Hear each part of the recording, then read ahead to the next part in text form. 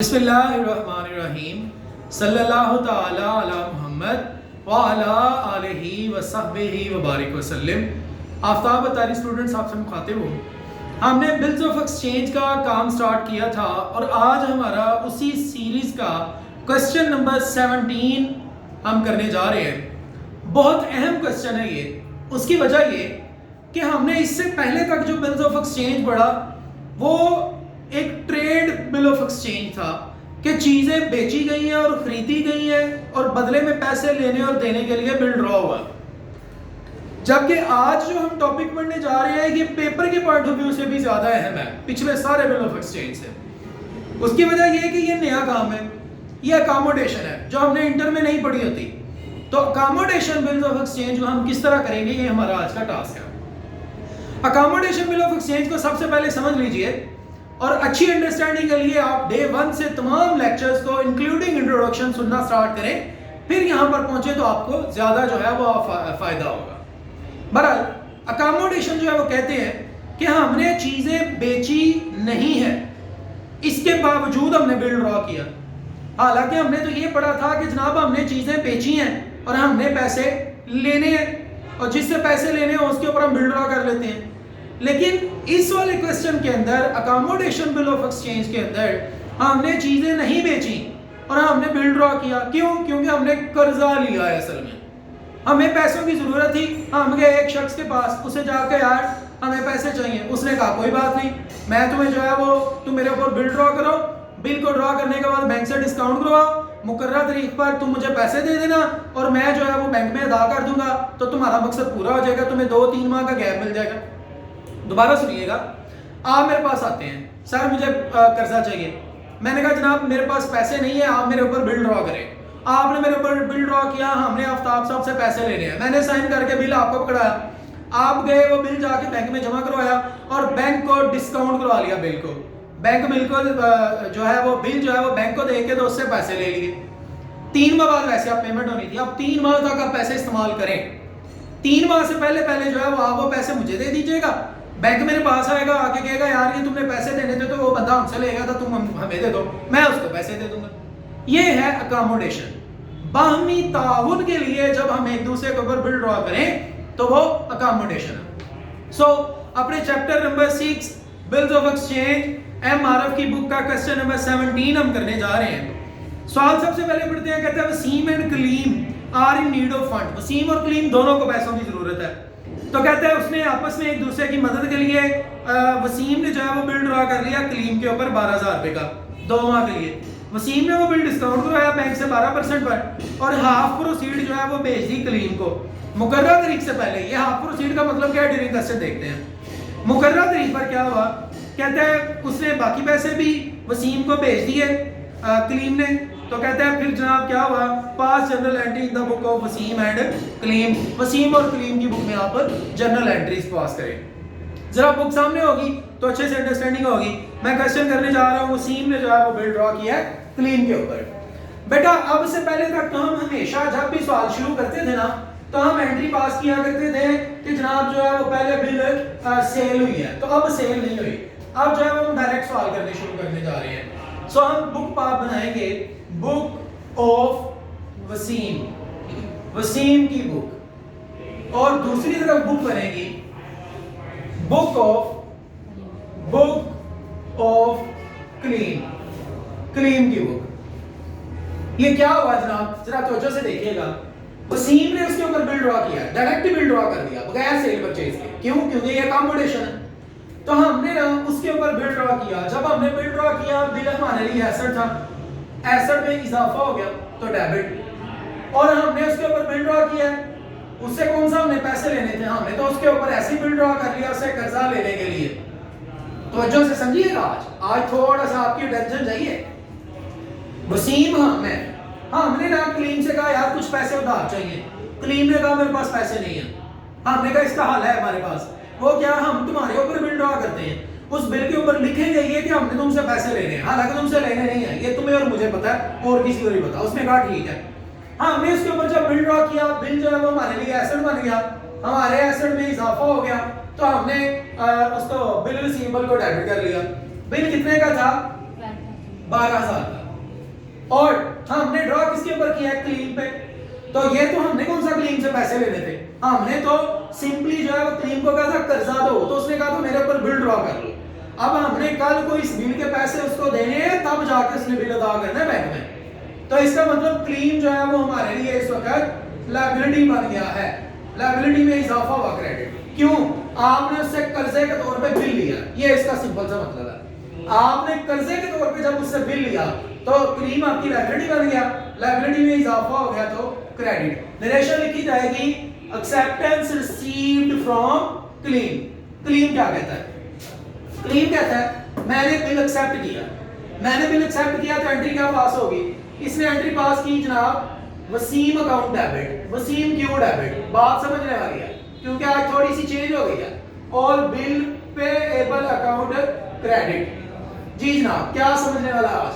समझने वाला ये है कि क्लेम कह रहा है मैंने उसको बिल एक्सेप्ट अगर करके दिया ना, तो इसलिए नहीं दिया कि मैंने उसके पैसे दे रहे थे, ये तो मैंने उसको आरजी तौर पे दिया है, जाओ जाकर तुम बैंक से पैसे लेके तो अपना काम पूरा कर लो, बाद में मुझे दे देना, मैं बैंक में अदा कर दूंगा। तो ये एक तरह से क्लेम ने उसको कर्जा दिया है। क्लेम ने जब उसको कर्जा दिया तो वापस उससे कल को लेने हैं पैसे, तो वसीम जो है वो आपका एसेट बन गया, एसेट में इजाफा हो गया तो डेबिट। और बिल पेएबल तो वैसे ही आपकी लायबिलिटी है क्योंकि बैंक ने आपसे पेमेंट लेने आनी है, तो ये बिल आपकी लायबिलिटी है, लायबिलिटी में इजाफा हो चुका तो क्रेडिट। नरेशन लिखी जाएगी एक्सेप्टेंस गिवन टू वसीम। अब जनाब क्या हुआ?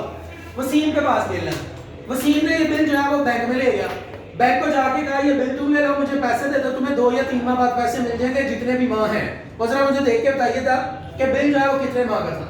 जब हमने बिल डिस्काउंट उड़ाया बैंक से तो एंट्री पास हुई, बैंक ने हमें पैसा दिया जिससे हमारे अकाउंट में इजाफा हुआ, बैंक एसेट, एसेट में इजाफा डेबिट। कुछ पैसे जो है वो हमें नहीं मिले, वो जो पैसे नहीं मिले वो डिस्काउंट है, डिस्काउंट एक्सपेंस, एक्सपेंस में इजाफा डेबिट। ये बिल एसेट था, अब ये बिल एसेट नहीं है, एसेट में कमी क्रेडिट। 2 माह का बिल था। जी जनाब, जरा इसकी कैलकुलेशन देखिएगा। बिल 12,000 रुपए का और डिस्काउंट जो है वो हमने निकालना है। 12,000 का बिल है, 12% डिस्काउंट, 12% डिस्काउंट है और 2 माह के लिए, तो हमारे पास जो है वो जनाब मल्टीप्लाई बाय 2 डिवाइडेड बाय 12 और परसेंटेज वाला भी मल्टीप्लाई बाय 12 डिवाइडेड बाय 100। तो हमारे पास जो है वो क्या आंसर आ गया? ये इससे कैंसिल, ये 2 0 इससे कैंसिल, 200 तो 40 रुपए।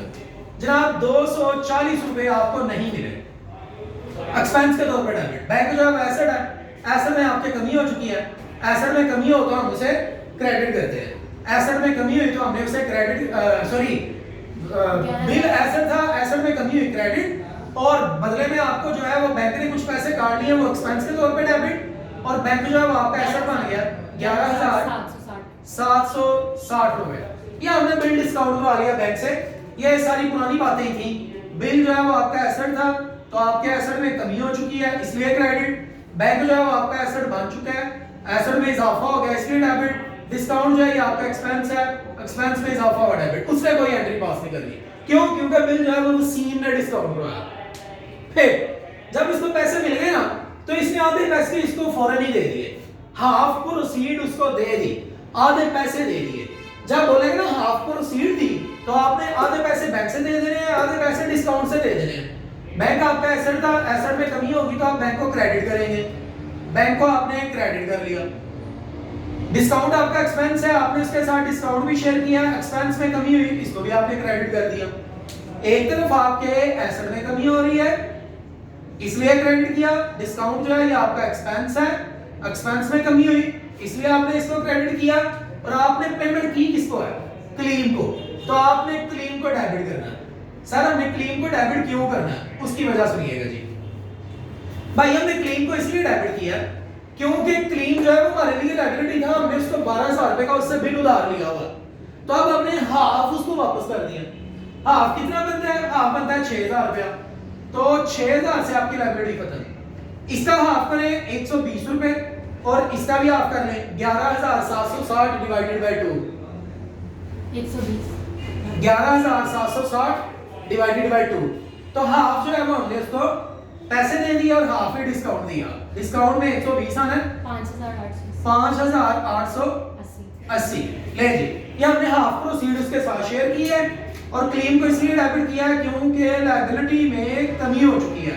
यहाँ हम कह रहे थे क्लेम हमारी लायबिलिटी है, उसको 12,000 रुपए का उससे बिल लिया, अब हम उसको 6,000 तकरीबन दे चुके हैं। क्लेम कहता है जी बिल्कुल मुझे 6,000 मिल गया। क्लेम ने बोला मेरे पास बैंक में पैसा आया, एसेट में इजाफा हो गया, डेबिट। कितने पैसे आए? 5,880 रुपए। 120 रुपए मुझे डिस्काउंट मिला, डिस्काउंट मेरा एक्सपेंस में इजाफा, डेबिट। और मैंने क्रेडिट किसको करना है? वसीम को। हमने इससे पूछा तुमने वसीम को क्रेडिट क्यों किया? इसने जवाब ये दिया कि भाई सिंपल सी बात है, वसीम को मैंने बिल दिया हुआ था, उससे 12,000 रुपए का बिल वापस लेना था, तो उसने मुझे 6,000 रुपया दे दिया है, तो मेरे एसेट में कमी हो चुकी है। एसेट में कमी होता हम उसे क्रेडिट करते हैं, तो इसलिए जनाब यहां पर इसको क्रेडिट किया। स्टोरी क्लियर जी? अब जरा मजीद बात आगे बढ़ाते हैं। कहता है मुकर्ररा तारीख आने से पहले ना वसीम ने बाकी पैसे भी उसे दे दिए। देने कितने थे टोटल? 12,000। दे कितना दिया था? 6,000। लायबिलिटी में कमी 6,000, बाकी लायबिलिटी कितनी है? 6,000। कहता वो 6,000 भी उसे दे दिया ड्यू डेट से पहले। तो जब 6,000 उसको दे दिया तो आप कह रहे थे क्लीन मेरी लायबिलिटी है, लायबिलिटी में मजीद कमी हो गई। कितने पैसे दिए हैं? 6,000। लायबिलिटी में कमी हुई तो डेबिट। और इस सब आपने अपने पैसे दिए उसको 6,000 पूरा, पहले आपने उसे डिस्काउंट भी दिया था, अब जो है वो आपने उसे सिर्फ 6,000 रुपया भेज दिया जो बकाया रहता था, एसेट में कमी क्रेडिट। तो क्लेम इसलिए डेबिट हुआ क्योंकि क्लेम आपके लिए क्या था? लायबिलिटी। तो अब वो आपकी लायबिलिटी नहीं रहा, लायबिलिटी में कमी हुई तो डेबिट। कैश आपका एसेट है, एसेट में कमी हुई तो क्रेडिट। इसकी रिलेशन लिखी जानी थी बिल डिस्काउंटेड फ्रॉम बैंक, इसकी रिलेशन लिखी जानी है half proceed shared with Kalim, और इसकी रिलेशन लिखी जानी है cash sent to Kalim. Kalim कहता है मुझे मुकर्रर तारीख पर सारे पैसे मिल गए। 6 पहले मिल गया था, वसीम मेरा एसेट था 12,000 से, यहां पर वसीम एसेट में कमी हुई है 6,000 से, मजीद 6,000 मिल गया। तो वसीम जो है वो क्योंकि पहले जो है वो एसेट था तो अब एसेट नहीं रहा, एसेट में कमी हुई तो डेबिट, कैश मिला है, कैश एसेट, एसेट में इजाफा डेबिट, और वसीम जो है वो एसेट नहीं रहा, एसेट में कमी क्रेडिट। 6,000 रुपया ये भी मिल गया। ये लिखेगा रिसीव फ्रॉम वसीम, हमने कैश रिसीव कर लिया वसीम से। फिर जनाब मुकर्रर तारीख आई और इसने अपना ये वाला बिल अदा कर दिया, क्योंकि 6,000 एक मरतबा लिया है, 6,000 एक मरतबा लिया है, 12,000 इसके पास आ चुका है, अब इसने ये 12,000 अदा कर दिया। ये बिल इसकी लायबिलिटी था, अब ये बिल इसकी लायबिलिटी नहीं रहा, लायबिलिटी में कमी हुई तो डेबिट 12,000 रुपए से, और जनाब कैश पे कर दिया, एसेट में कमी हुई, एसेट में कमी हुई तो क्रेडिट। ये जनाब अभी हमारे पास जो है वो अकोमोडेशन है। आपके सामने यहाँ पर जो भी एंट्रीज मैंने पास की है उसकी वजह लिखी है साथ में मैंने कि क्यों डेबिट क्यों क्रेडिट। तो अगर आपको ये अच्छे से अंडरस्टैंडिंग हो जाए कि क्यों डेबिट और क्यों क्रेडिट, तो आपके लिए जो है वो इस क्वेश्चन को करना इंतहाई आसान हो जाएगा।